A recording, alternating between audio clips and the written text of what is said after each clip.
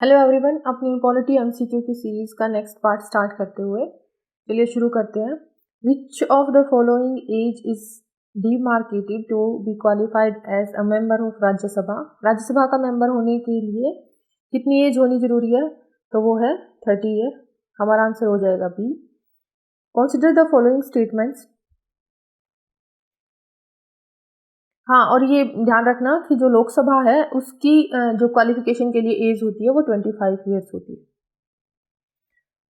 Consider the following statements. A candidate contesting elections from Rajya Sabha should be an electoral of that state. जो एक candidate है अगर वो election लड़ रहा है तो राज्यसभा के लिए अगर वो इलेक्शन लड़ रहा है, ठीक है, राज्यसभा में सीट के लिए इलेक्शन हो रहा है तो उसके अगेंस्ट वो खड़ा हो रहा है तो उसमें क्या होगा कि उसे जिस स्टेट के साथ वो जा रहा है, फॉर एग्जांपल एक कोई इंसान है और वो सिक्किम की जो सीट है या फिर जो यूपी की सीट है राज्यसभा की उसके साथ जा रहा है तो उसे वहां का इलेक्टोरल होना जरूरी है? नहीं है। तो ऐसा कंपलसरी नहीं है, ये पहले होता था, अब नहीं होता। If a member is convicted of any offence which cause the imprisonment for 2 or more years then he और शी विल बी डिस्क्वालीफाइड। अगर कोई इंसान राज्यसभा में इलेक्शन के लिए जा रहा है और उसने कोई ऐसा जुर्म किया है जिससे उसे 2 साल या उससे ज्यादा की सजा हो गई है तो उसे डिस्क्वालीफाई मान लिया जाएगा। ये करेक्ट है। A candidate can be disqualified if he और she fails to launch an account of his और हर इलेक्शन एक्सपेंसेस। अगर कोई कैंडिडेट है वो अपने जितने भी इलेक्शन हुए हैं उसमें जितना उसने एक्सपेंस किया है उसे बताने में, उसे क्लियरिफाई करने में फेल हो जाता है तो उसे भी डिस्क्वालीफाई मान लिया जाता है। ये भी करेक्ट है। तो इसका फर्स्ट हो जाएगा गलत और इसका आंसर हो जाएगा सी। 2 and 3 आर करेक्ट। देखो 2003 से पहले ये मैंडेटरी होता था कि जो कैंडिडेट है उसी स्टेट का इलेक्टोरल होना जरूरी है अगर वो राज्यसभा में सीट ले रहा है किसी स्टेट के अगेंस्ट। कि अगर मैं फॉर एग्जांपल दिल्ली से हूँ और मुझे दिल्ली से ही राज्यसभा में सीट चाहिए तो मुझे दिल्ली का ही इलेक्टोरल होना कंपलसरी था, लेकिन 2003 के बाद जो ये कंडीशन चेंज कर दी गई। Under defecation law when can a candidate be disqualified. तो डेफिकेशन के अकॉर्डिंग एक कैंडिडेट को किस किस टाइम पे डिस्क्वालीफाई कर दिया जाता है? If he voluntary gives up the membership of the party he fought for. अगर वो अपनी इच्छा से जिस पार्टी के साथ उसने जिस पार्टी के साथ वो जीता है इलेक्शन, फॉर एग्जाम्पल कोई बीजेपी का कैंडिडेट है, अगर वो बीजेपी के ही चुनाव चिन्ह पे यानी कि बीजेपी के साथ रहते हुए जीता है और अपनी इच्छा से बीजेपी को छोड़ना चाहता है तो उसे अंडर डेफिकेशन मान लिया जाएगा। He vote contrary to the direction of the party. अगर लोकसभा में किसी मैटर पे वोटिंग हो रही है और वो क्या करता है, वो अपनी पार्टी के अगेंस्ट वोट देता है तो भी उसे डिस्क्वालीफाई मान लिया जाएगा। Independently elected members join any political party. और इंडिपेंडेंट मतलब कोई एक ऐसे बोलते हैं ना कि निर्दलीय उम्मीदवार है और उसने वो इलेक्शन के साथ जीत के और लोकसभा में आया है और वो क्या करता है और वो किसी पार्टी को ज्वाइन कर लेता है। फिर निर्दलीय है, जीत गया है, लोकसभा में बैठा है, किसी पार्टी को ज्वाइन कर लेता है तो वो भी क्या आएगा, डिफेक्शन के अंडर आएगा। तो इसका आंसर हो जाएगा C. All the 3 are correct. और नॉमिनेटेड जो मेंबर होता है वो पॉलिटिकल पार्टी अगर 6 महीने एक्सपायर होने के बाद, मतलब उसे क्या करना होता है, जो इंडिपेंडेंट होता है, निर्दलीय उम्मीदवार होता है, अगर वो लोकसभा में आए उसको 6 महीने होते हैं, फॉर एग्जांपल ये 6 मंथ का टाइम है, अगर वो उससे पहले किसी पार्टी को ज्वाइन करता है तो वो डिस्क्वालिफिकेशन में नहीं आता, लेकिन वो 6 महीने कंप्लीट हो गए, मतलब निर्दलीय ही वो अपनी सीट पे है और वो किसी पार्टी के साथ नहीं है, लेकिन 6 महीने बीत चुके हैं, लोकसभा लग रही है, प्रोसीडिंग्स हो रही हैं, सब हो रहा है और वो फिर वो चाहता है कि अब वो ज्वाइन करेगा किसी पार्टी को 6 महीने के बाद, उसके इलेक्शन के 6 महीने के बाद, तो क्या होगा, वो इसमें डिफेक्शन लॉ में आ जाएगा और उसे डिस्क्वालीफाई कर दिया जाएगा। कौन करता है? जो डिफेक्शन लॉ है उसमें डिस्क्वालिफिकेशन का जो सारा चार्ज होता है वो स्पीकर के हाथ में होता है लोकसभा के। After how many days A seat can be declare vacant if a member remains absent. अगर पार्लियामेंट में कोई मेंबर है वो कितने दिन तक एब्सेंट रहता है तो सीट जो है वो खाली मान ली जाती है, तो वो है 60 डेज तक। अगर तो इसका आंसर हो जाएगा 60 दिन तक अगर कोई मेंबर है वो एब्सेंट है तो उसकी सीट को जो है मतलब खाली मान लिया जाएगा। और इसमें एक चीज होती है, फॉर एग्जाम्पल अगर कोई इंसान है वो 60 दिन तक आया और बीच में 4 दिन की छुट्टी पड़ रही है, 4 डेज की छुट्टी हो रही है, प्रोरोग कर दिया गया है सेशन या एडजर्न कर दिया गया है, तो उसे इंक्लूड नहीं किया जाएगा, उससे आगे जो 60 डेज तक वो रहेगा वो सब इंक्लूड होंगे। मतलब छुट्टी वाले 4 दिन तक जितना टाइम होता है वो इंक्लूड नहीं किया जाता, मतलब 60 दिन काउंट करने के लिए। Which of the following social crime if the candidate is punished for preaching and practising lead to disqualification? ऐसे कौन से सोशल क्राइम है जिनको करने की वजह से जो मेंबर होते हैं वो डिस्क्वालीफाई हो जाते हैं? तो वो डॉरी भी है, सती भी है और अनटचेबिलिटी है। इनमें से कुछ भी करता हुआ अगर कोई मिल गया तो डिस्क्वालीफाई। ऐसा हो सकता है कि कोई एमएलए एमपी जो दहेज ना लेते हो, भर भर के लेते हैं, लेकिन लिखा है तो लिखा है। सती अब होता ही नहीं है। Which of the following schedule is related to defection? तो ये हमारा 10th शेड्यूल है। Which of the following authority can declare an election void if disqualified candidate is elected? अगर कोई disqualified candidate है किसी भी कारण से, disqualified मतलब या तो उसके अगेंस्ट 2 साल से ज़्यादा वो जेल में रहा है, कोई क्रिमिनल केस चल रहा है, या फिर उसने अपने जो जितनी भी संपत्ति उसने लगाई है, जितना भी खर्चा उसने किया इलेक्शन में, वो उसने नहीं बताया है क्लियरली, तो अगर ऐसा कोई कैंडिडेट है तो उसे डिस्क्वालीफाई कर दिया जाता है। वो क्वालिफाइड हो जाए तो उसे डिस्क्वालीफाई कौन सी अथॉरिटी कर सकती है? तो ये कर सकता है हाई कोर्ट। करेक्ट आंसर हो जाएगा सी। जो रिप्रेजेंटेशन ऑफ पीपल एक्ट है 1951 वो इनेबल करता है हाई कोर्ट को declare an election void in case of disqualified candidate is elected. और जो एग्रीव्ड पार्टी है, अगर जिस पार्टी का वो कैंडिडेट है, भाई हाई कोर्ट ने तो बोल दिया कि देखो ये डिस्क्वालीफाइड कैंडिडेट था लेकिन ये चुना गया है, इसको अब हटाओ इसकी कुर्सी से, लेकिन वो जो पार्टी है वो अपने उसके लिए सुप्रीम कोर्ट में जा सकती है कि भाई ऐसे कैसे हटा रहे हो, हमें तो पता करना है, तो सुप्रीम कोर्ट में भी जा सकते हैं। Which statement is are correct? इनमें से कौन सी स्टेटमेंट जो है वो करेक्ट है? Any individual can not be a member of the both of the house simultaneously. कोई भी इंडिविजुअल जो है वो इकट्ठे ना तो राज्यसभा का और लोकसभा का दोनों का एक साथ में मेंबर नहीं बन सकता। करेक्ट है ये स्टेटमेंट।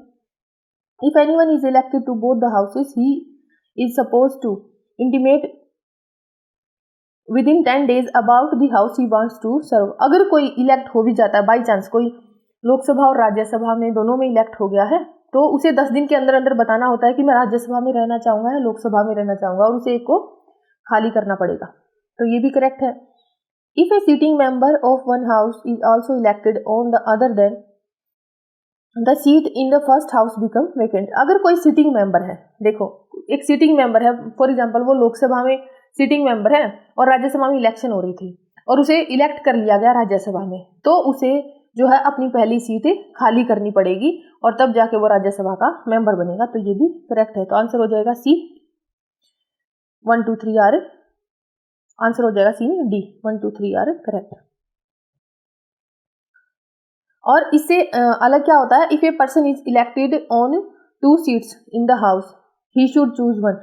अगर 2 सीटों पे भी चुना जाए कोई हाउस में, फॉर एग्जांपल लोकसभा में 2 सीट है अलग अलग कॉन्स्टिट्यूएंटीज की, तो उसमें अगर कोई मेंबर चुना जाता है तो उसे क्या करना होगा? एक सीट को चुनना होता है, ना तो दोनों की दोनों सीट उसकी वैकेंट मानी जाएंगी। Which statement is are correct? A person can not be a member of parliament and a state legislature simultaneously. एक जो इंसान है वो पार्लियामेंट और स्टेट लेजिस्लेचर का जो है मेंबर नहीं हो सकता, तो ये हो जाएगा correct. Elected members of parliament and state legislature get a time of 7 days to resign from the state legislature. अगर कोई पार्लियामेंट में लोकसभा का मेंबर बन जाता है तो उसे 7 दिन का टाइम मिलता है अपने स्टेट लेजिस्लेचर वाली जो उसकी चेयर है उसे खाली करने का। तो 7 दिन का नहीं है, 14 days का टाइम होगा शायद यहाँ। If the elected person fails to resign his seat in the parliament become vacant. तो अगर कोई इंसान जो है वो रिजाइन, मतलब स्टेट लेजिस्लेचर में है, पार्लियामेंट में उसे सीट मिल गई है, लेकिन वो रिजाइन भी नहीं करता स्टेट लेजिस्लेचर से, तो उसकी सीट जो पार्लियामेंट वाली है वो खाली मान ली जाएगी। तो ये भी सही है, वैकेंट कर देंगे उसे। तो 1 and 3 आर करेक्ट। आंसर हो जाएगा बी। हाँ, ये 14 days का टाइम दिया जाता है कि भाई तुम 14 दिन के अंदर अपना जो स्टेट लेजिस्लेचर वाला जो ऑफिस है उसे खाली करो अगर तुम्हें पार्लियामेंट में आना है तो। Which of the following authority provides an oath of affirmation to the member of parliament? तो मेंबर ऑफ पार्लियामेंट को जो अथॉरिटी अफर्मेशन या ओथ करवाती है तो वो कौन सी है? वो है द प्रेसिडेंट। आंसर हो जाएगा ए। Which of the following union territory has the representation in Rajya Sabha? कौन सी यूनियन टेरिटरीज हैं जिनकी राज्यसभा में जो है वो प्रेजेंटेशन है? तो इनमें से अगर हमें बताना है तो इनमें से है पांडिचेरी। ठीक है, पांडिचेरी की जो राज्यसभा में सीट है, और पांडिचेरी से अलग जो है दिल्ली को सेमी स्टेट भी कह देते हैं हम, जैसे सूडो स्टेट होता है ना, इस टाइप से, और वो यूनियन टेरिटरी भी है। तो दिल्ली की भी राज्यसभा में एक सीट है। Consider the following statement. The Constitution adopted proportional representation system in Lok Sabha. तो जो हमारा कॉन्स्टिट्यूशन है उसने प्रोपोर्शनल रिप्रेजेंटेशन सिस्टम जो है वो लोकसभा में अपनाया हुआ है। तो ये स्टेटमेंट, इसमें से क्या करना है, ये करेक्टली हमें चेक करना है कौन सी स्टेटमेंट सही है। तो ये सही नहीं है। The constitution adopted territorial representation system in the Rajya Sabha, और जो हमारा राज्यसभा है उसमें टेरिटोरियल रिप्रेजेंटेशन लिया है।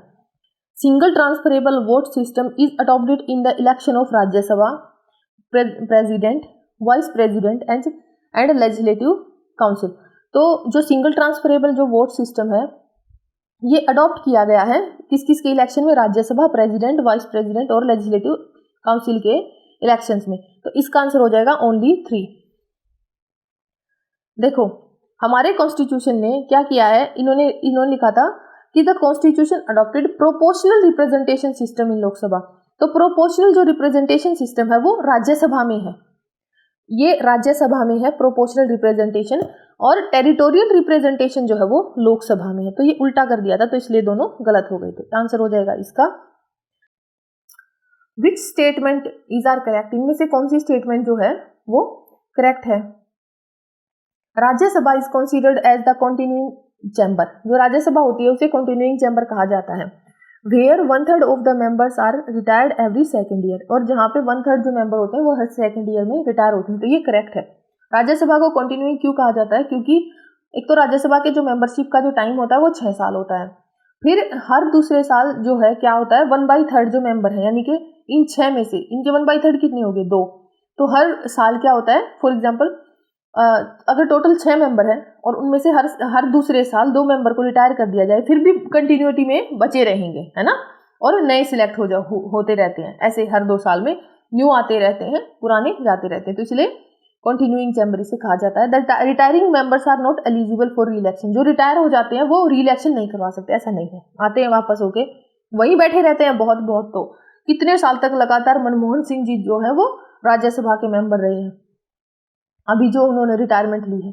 In the first batch of Rajya Sabha a lottery system was used to determine the members who would retire. और जो फर्स्ट बैच, जो राज्यसभा का फर्स्ट बैच हुआ था, फिर तो क्या होता है, अब तो मैच्योरिटी पीरियड आ जाता है। मैच्योरिटी पीरियड का मतलब जो जिसके 6 साल होते जाएंगे ना हर दूसरे साल, उनको निकालते रहेंगे कि इनके भी 6 साल हो गए, इनके 6 साल हो गए, इनके 6 साल हो गए, तो रिटायरमेंट देते रहेंगे। लेकिन जो फर्स्ट टाइम जब राज्यसभा बनी थी ना, उसके ठीक 2 साल बाद लॉटरी सिस्टम, जैसे सबके नाम लिख के बॉक्स बना के और उसमें ऐसे डाल दिया था, अपना हाथ डालो और पता करो कि कौन कौन जो है वो रिटायर होगा। तो इसका करेक्ट आंसर हो जाएगा ए।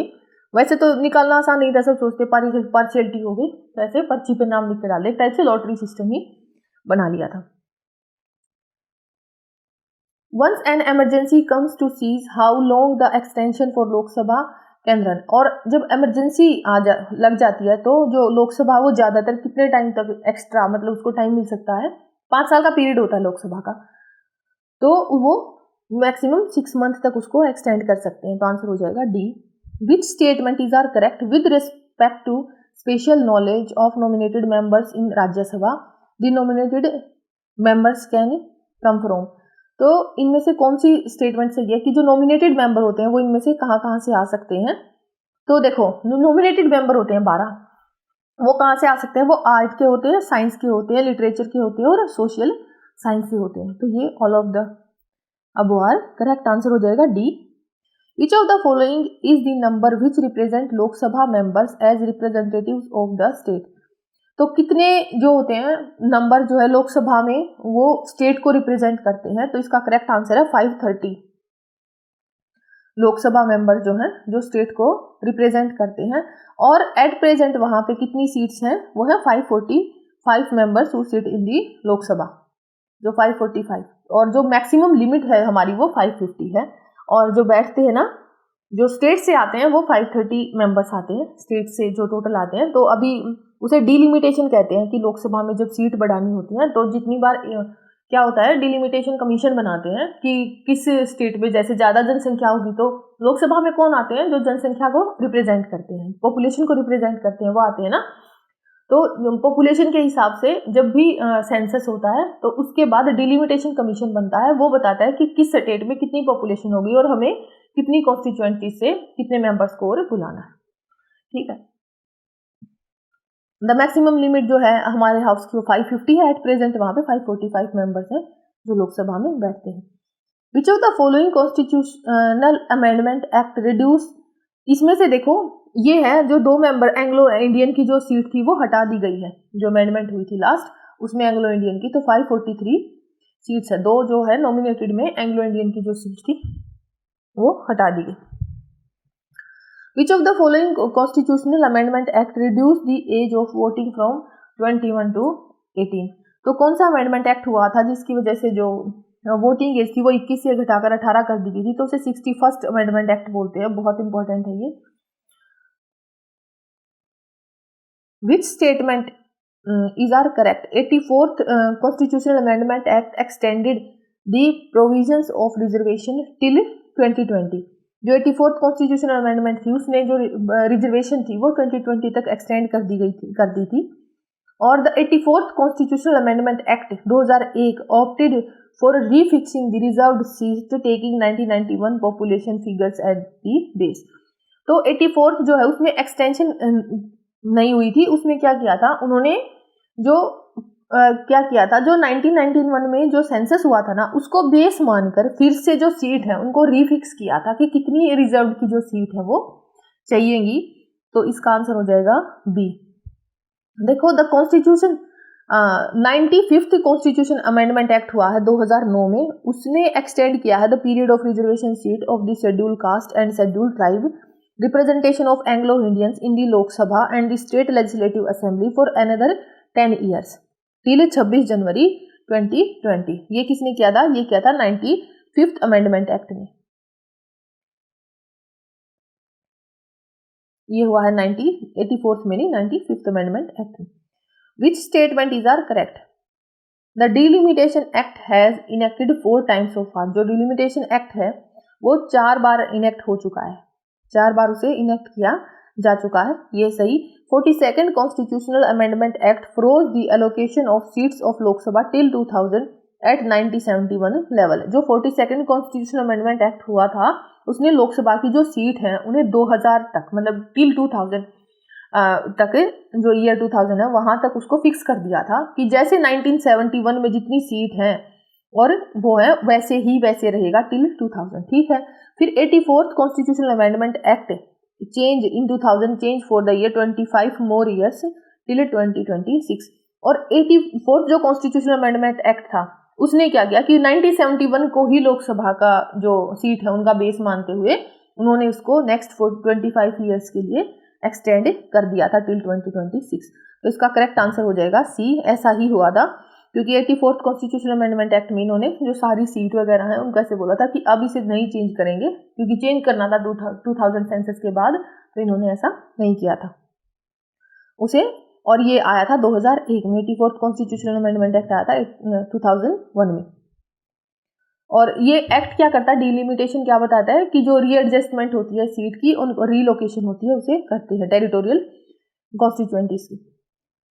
Which of the following amendment extended the duration of 2 members in Lok Sabha coming from the Anglo-Indian community to 2020? जो कौन सी अमेंडमेंट जो है एक्सटेंड करती है एंग्लो इंडियन जो मेंबर्स ऑफ लोकसभा हैं एंग्लो इंडियन कम्युनिटी से आते हैं, तो उसे बोलते हैं 95th, क्योंकि इसी ने रिजर्व जो सीट थी 2 एंग्लो इंडियन मेंबर्स की उसे ऐड किया था। What is the membership number of cabinet committee? जो कैबिनेट कमेटी है उसमें कितने मेंबर होते हैं? तो कैबिनेट कमेटी में 3 से 8 मेंबर हो सकते हैं। और इसमें क्या होते हैं, सिर्फ ओनली जर्नली, हमेशा नहीं, जर्नली इसमें क्या होते हैं, इसमें हो सकते हैं मिनिस्टर, जिन्हें कैबिनेट मिनिस्टर बोलते हैं। कैबिनेट कमेटी के मेंबर कौन हो सकते हैं? Cabinet ministers. Consider the following statement. The cabinet committee is an extra constitutional in the emergence. Standing committee and the ad hoc committee are parts of the cabinet committee। की जो extra, एक तो cabinet committee जो है वो extra constitutional है, हाँ, क्योंकि कॉन्स्टिट्यूशन एक्स्ट्रा कॉन्स्टिट्यूशनल क्या होती है, जो इमरजेंसी होती है ना तब कमेटी बना ली जाती है कि भाई कुछ चीजें हैं जो एक्स्ट्रा कॉन्स्टिट्यूशन के बाहर भी लिखी हुई है, ठीक है। तो कोई जरूरी नहीं है, कॉन्स्टिट्यूशनल बॉडी नहीं है ना, कॉन्स्टिट्यूशन में मेंशन है कि ऐसी कोई कमेटी होगी, तो इसलिए वो एक्स्ट्रा कॉन्स्टिट्यूशनल है और इमरजेंसी के टाइम पे वो बना ली जाती है। Standing committee and ad hoc committee are parts of the cabinet committee. तो स्टैंडिंग कमेटी और जो एडॉक कमेटी है वो इसी का पार्ट है, ये भी ठीक है, ये भी ठीक है। Cabinet committee are set up by the president in a president. अरे यार कैबिनेट किसकी होती है? प्राइम मिनिस्टर की कैबिनेट होती है, ठीक है। तो प्रेसिडेंट का क्या रोल हो गया? तो ये हो गया गलत और 1 और 2 हो गया सही। तो cabinet committees are set up by prime minister, answer हो जाएगा A. Which statements are correct? इनमें से कौन सी स्टेटमेंट जो है करेक्ट है? The decision of the cabinet committee can not be reviewed by cabinet. तो द डिसीजन ऑफ जो कैबिनेट कमेटी होते हैं वो कैबिनेट के द्वारा रिव्यू नहीं किए जाते, ऐसा थोड़ी हो सकता है।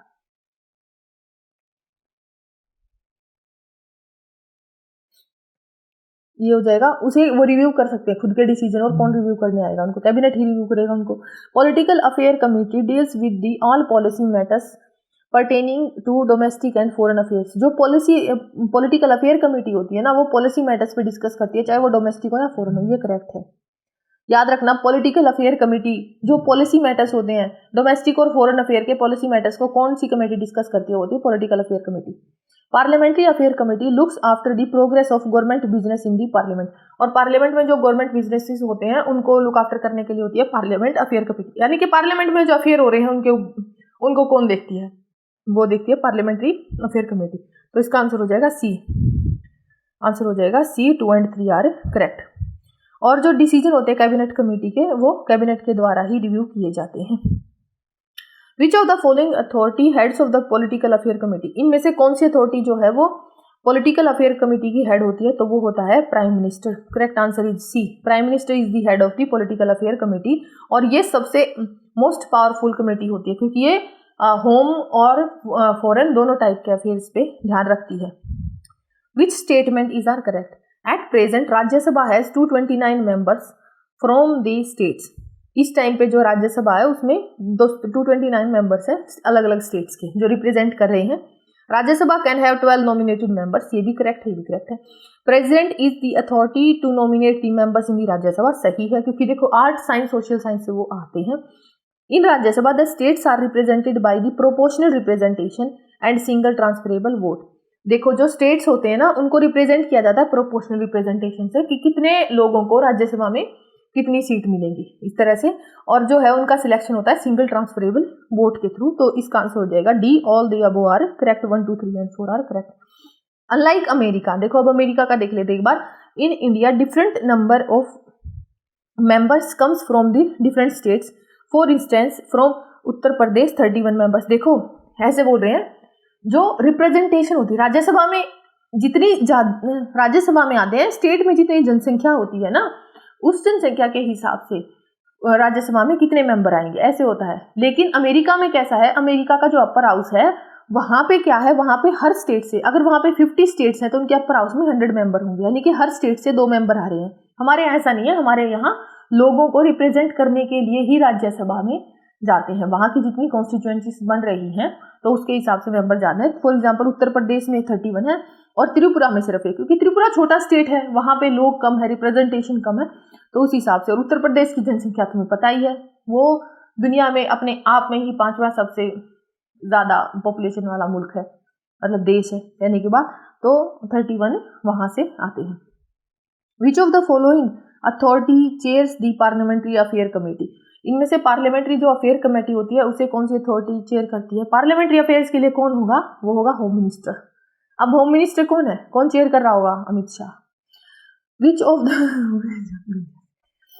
The following heads of heads the, इनमें से कौन जो है appointment committee in the higher office such as central secretariat? तो which of the following heads the appointment committee in higher offices such as central secretariat? तो जो highest committee होती है अपॉइंटमेंट जो होती है, तो उसके जो सेंट्रल सेक्रेटरीट वगैरह हैं, ये जैसे ऑफिस है, उन्हें कौन हेड करता है? ठीक है, मतलब तो उसे हेड करता है प्राइम मिनिस्टर। उनकी सबकी जो अपॉइंटमेंट कमेटी जो डील करती है ना, तो हायर लेवल की जितनी भी अपॉइंटमेंट कमेटीज होती हैं सेंट्रल सेक्रेटरीट पे जितने बनते हैं, पब्लिक इंटरप्राइज बैंक या फाइनेंशियल इंस्टीट्यूशन के लिए जो भी होते हैं हायर जो ऐसे सिलेक्ट किए जाते हैं ना कि भाई कौन बनेगा, तो उसमें प्राइम मिनिस्टर चेयर करता है उनको। ऐसी कमेटी बनाई जाती है जिन्हें अपॉइंटमेंट के लिए बिठाते हैं कि भाई हमें बनाना है कोई बैंकिंग सिस्टम का जो हेड है, सेक्रेटरी बनाना है, तो उसे कौन सिलेक्ट करेगा, हमें लोकपाल बनाना है तो उसको कौन हेड करेगा, बनाने जाते हैं ना अपॉइंटमेंट कमेटी, तो उसके लिए कौन होते हैं, प्राइम मिनिस्टर उसको चेयर करते हैं। Which statement is are correct? Part 5 of the constitution deal with the parliament and its organisation. जो पार्ट 5 है कॉन्स्टिट्यूशन का वो डील करता है पार्लियामेंट और इसकी ऑर्गेनाइजेशन पे। सही है, पार्लियामेंट स्टार्ट हो जाती है हमारे पार्ट 5 से। President of India is neither A member of Lok Sabha nor a member of Rajya Sabha. जो हमारा प्रेसिडेंट होता है वो ना तो मेंबर होता है लोकसभा का ना राज्यसभा का। करेक्ट है भाई, प्रेसिडेंट अपने आप में पार्लियामेंट का पार्ट है। पार्लियामेंट के 3 part, Lok Sabha, Rajya Sabha, president. In context of parliament India has modelled on A British pattern. तो पार्लियामेंट जो हमारा वो ब्रिटिश मॉडल पे है, जैसे हाउस ऑफ लॉर्ड्स और लोअर हाउस है ना, ऐसे हाउस ऑफ लॉर्ड्स राज्यसभा जैसे होता है और लोअर हाउस लोकसभा। तो ये सही है क्योंकि हमारे हम उनके गुलाम रहे तो उनसे कुछ तो सीखेंगे। Which statement or statement which of the statements is are correct? तो इनमें से कौन सी स्टेटमेंट करेक्ट है? Group of minister is an ad hoc body. Group of minister जो है वो एड ऑफ बॉडी होती है, करेक्ट है। Group of minister can give its recommendation to the cabinet, और ये रिकमेंडेशन दे सकती है कैबिनेट को, ये भी सही है। और group of ministers can not take decision on behalf of the cabinet, और ये कैबिनेट के बिहाफ पे डिसीजन नहीं ले सकती है, ऐसा नहीं है, ये ले सकते हैं। ग्रुप ऑफ मिनिस्टर जो है कैबिनेट के बिहाफ पे डिसीजन ले सकते हैं, तो आंसर हो जाएगा B, they can take the decision on behalf of the cabinet. Which of the following chairs the economic affairs committee? कौन जो है इनमें से जो इकोनॉमिक अफेयर कमेटी का जो हेड होता है, चेयर करता है, तो इकोनॉमिक अफेयर कमेटी का चेयरमैन होता है prime minister. D, correct answer हो जाएगा डी। और ये क्या करती है, जो ये कमेटी होती है गवर्नमेंट एक्टिविटीज, जो इकोनॉमिक स्फीयर में जितनी भी गवर्नमेंटल जो एक्टिविटीज होती है उनको हैंडल करती है economic affair committee. Which of the following is the political head of the service? यहां तक इसको रखते हैं, चलो। तो ये हो गया हमारे पॉलिटी के। और अगर आपको ये सेशन अच्छा लगा तो इसी के साथ आप, अगर अच्छा लगा तो इसे लाइक कर सकते हैं, शेयर कर सकते हैं और चैनल को सब्सक्राइब कर सकते हैं। और ये पार्ट 3 हो गया और इसके बाद आएगा पार्ट 4। मैं कोशिश करूंगी 300 या 400 क्वेश्चन तो बहुत इंपॉर्टेंट है ये, और यूपीएससी के लिए तो है ही मस्ट। बार बार देख सकते हैं, repeat. Thank you, like share और सब्सक्राइब करना ना भूलें।